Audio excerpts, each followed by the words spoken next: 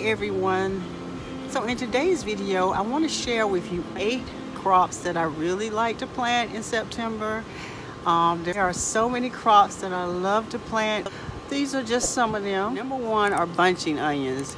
Now if you haven't grown these onions before, I highly recommend that you do so. They are so super easy to grow. They are often referred to as scallions, spring onions, Welsh onions, and green onions. They are also perennial onions that can come back every year. Now I like to grow these onions because they are not only, as I mentioned, easy to grow, but you can cut them, harvest them, and they will grow back so quickly that you'll find that you'll be right back to harvesting them again. So let me show you some of the ones that I planted already. Some I started from seed and some I bought from my local nursery. You're not really growing them for, the big bulbs or anything like that, like you would the regular onions. You're mainly just growing them for the greens, the tops of them. There are 2 ways you can harvest your green onions, and you can either pull them up from the soil and harvest the entire onion, or you can just come out down some like so, and then use the tops, and you'll come back and you'll find that it will continue to grow and provide you with more onions. I did plant some last year and they got so big that I was just amazed at just how well they grew. So number 2 is arugula. Now arugula is one of those cool weather crops. It doesn't tolerate a lot of heat, but it does like to be grown in full sun, as well as the bunching onions. I forgot to mention that. So arugula is also referred to as rocket. That's the other name for it. It is from the broccoli and cabbage family. Now the thing I like to do with arugula is I like to mix it in with some of my other salad greens, and I love it that way. Or you can saute it. I've never tried it sauteed, but I'm sure it would be very delicious. The thing I like about arugula is that it is a cut and come again crop, meaning you can harvest all the outer leaves, not all of them, but some of the outer leaves, and leave the inner leaves intact, and it will give you a continuous harvest. Now this is one that I bought from my local nursery, so it's looking a little weak right now. It's doing pretty good, still trying to get adjusted to its new home. So once it gets some growth to it, some height, gets stronger, then I will start harvesting from the leaves. So number 3 is kale. Now I love kale because it is a brassica. It comes from the family of the collards, the broccoli, the cauliflower. And I find that kale grows and matures very quickly. It's a cool weather crop, so it can tolerate frost. I have had my kale freeze, and once it thawed out, it was just fine. So here in zone 8, we have really mild winters.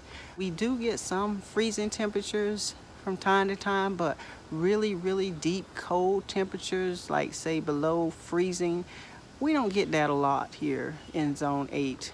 But with the way the weather's running, anything is possible. So I won't rule that out from happening. But you can also take and cover your kale with maybe a row cover, or you can make some type of hoop to go over your raised bed, and that'll turn it into a little mini greenhouse. So crop number 4 is spinach. Now I love spinach. I planted some in this container right here, and I was just amazed at how quickly it germinated and popped up. Okay, so I'm sure you're looking at my peas over here, and the sugar snaps were the number 5s. So all of these are sugar snaps. I direct sow these next to my trellis here, hoping that they will kind of grow on this trellis, because sugar snaps can reach a height of about 6 feet tall. I'm not sure if they're going to reach all the way to the other side, but I'm hoping that they will meet their friends, because I did plant some more on the other side of the trellis here. Let me turn around. So I planted them all along the trellis here. Now sugar snaps, they can tolerate some light frost, but they will not do good with prolonged frost.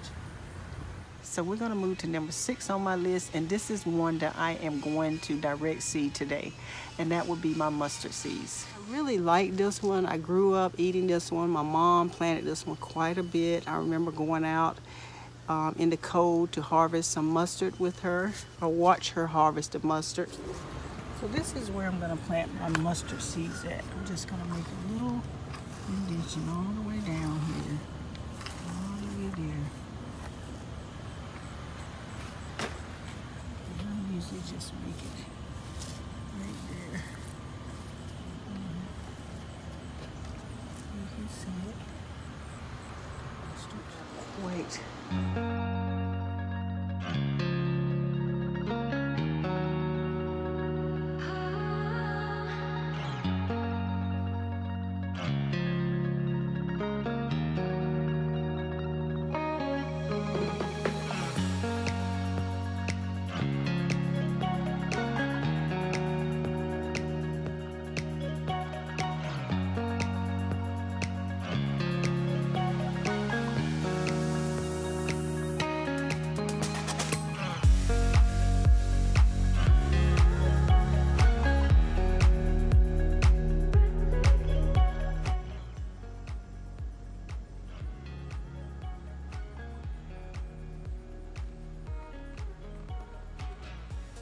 We are moving on to number 7, and that is going to be cilantro.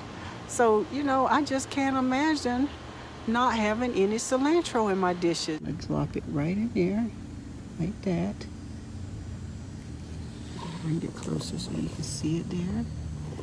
And just going to cover it up just a little bit. And I'm going to come back and water it. I'm going to plant these 12 inches apart. So just about a 1/4 inches deep. I'll plant that one right in there. Cover that up. And that's all there is to planting cilantro. And another one here.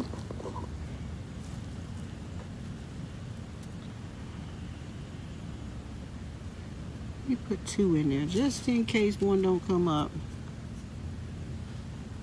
And I'm gonna do another one there. Put 2 in there. I always get paranoid that they may not come up, so.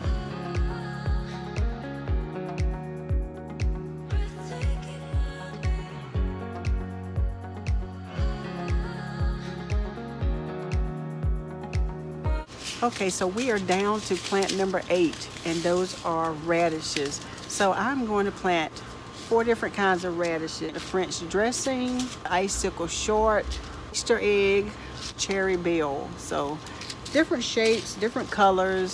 So this should be a lot of fun. And then we're gonna move over to where I had my bunching onions and my arugula planted. And we're gonna plant some of the other radishes intermixed in between those plants. And you know, radishes are mature in about 25 to 30 days. So you want to make sure you plant them before your first frost.